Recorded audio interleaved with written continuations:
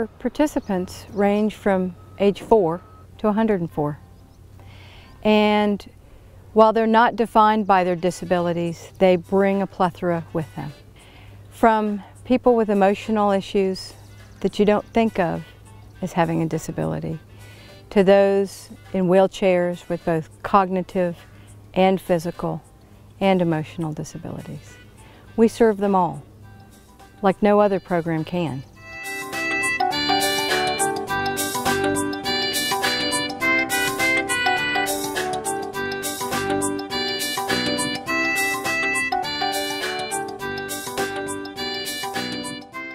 I can't even fathom what goes into running this place. We are operating all the time. Snow, sleet, rain, blazing summer, someone has to be here to take care of the horses. We provide the best that we can because these animals are service animals. Without them, we don't have a program. And we have to pay for those things. They get shoes every 6 weeks. It's not just, okay, here's a horse for this person to ride. It's here's the best horse for this person to be on, or the best horse to evoke the responses we're looking for in the equine-assisted therapies. It definitely is very important that we have the variety in our herd that we have. It takes an average of 3 volunteers for every single rider.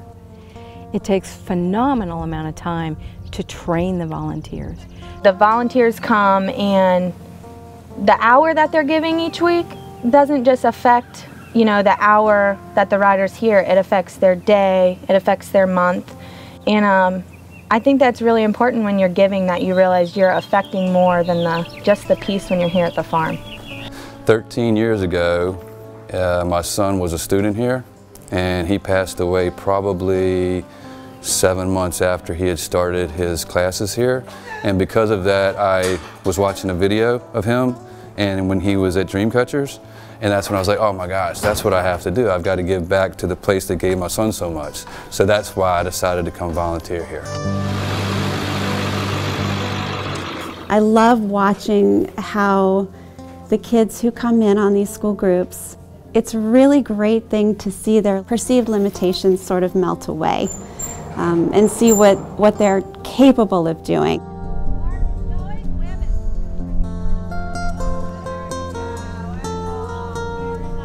Well, this has changed her life.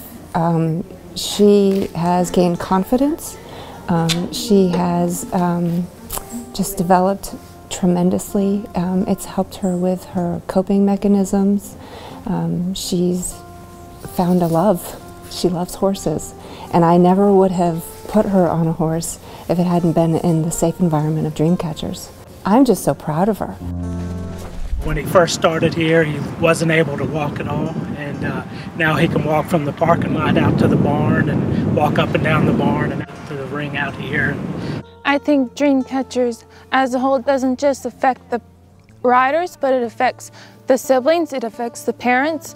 What I love about Dreamcatchers is everybody is made feel welcome. We don't have to worry about our children having a disability, how someone is going to react to them when we're here. This is the one place our children and the parents can just relax and be who we are.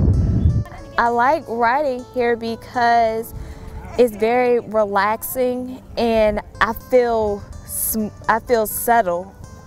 I enjoy learning how to ride.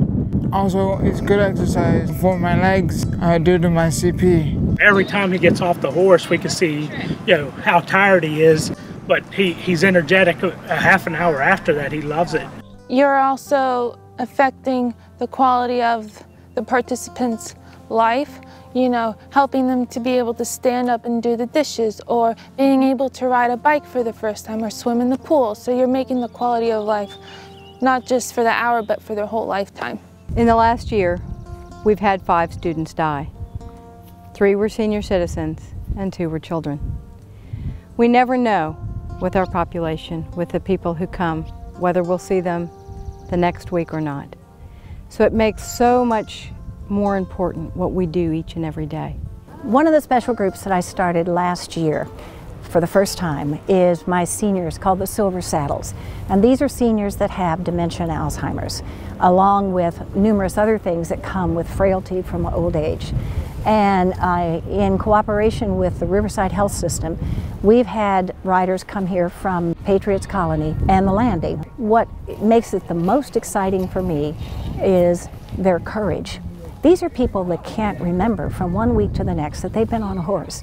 So every week, if you think about it, even at our age, you're coming out not remembering you've done it before, and you're getting on a horse.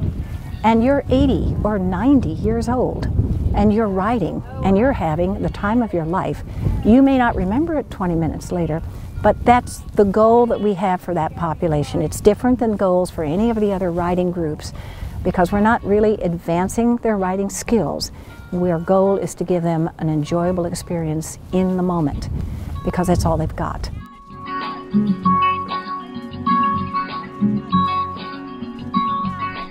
When we had both Alex and Ryan, we had to make the choice to only have them go every other week. And Alex came one week and Ryan came the next. And Dreamcatchers was great to work with us on that. Now Ryan's going every week, as long as we can keep that up. We do charge a fee, but the fee doesn't cover even half of what it really costs to provide the service.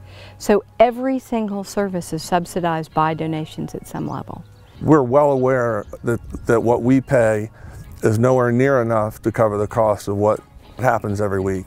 However, the amount of money it takes to raise children with special needs, especially with the disabilities to the extent that our children have, has a tremendous drain on our financial resources. There's many people like ourselves and other parents. When you have a child with an illness or a disability, you're also funding speech therapy, medical bills, co-pays, extreme therapies that most people never even have to think about in a lifetime.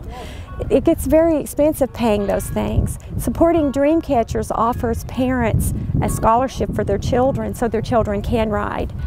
With horses, we help people to realize their dreams, to develop skills and abilities, to reach their potential, regardless of how small or how large they may be. That's why we're here.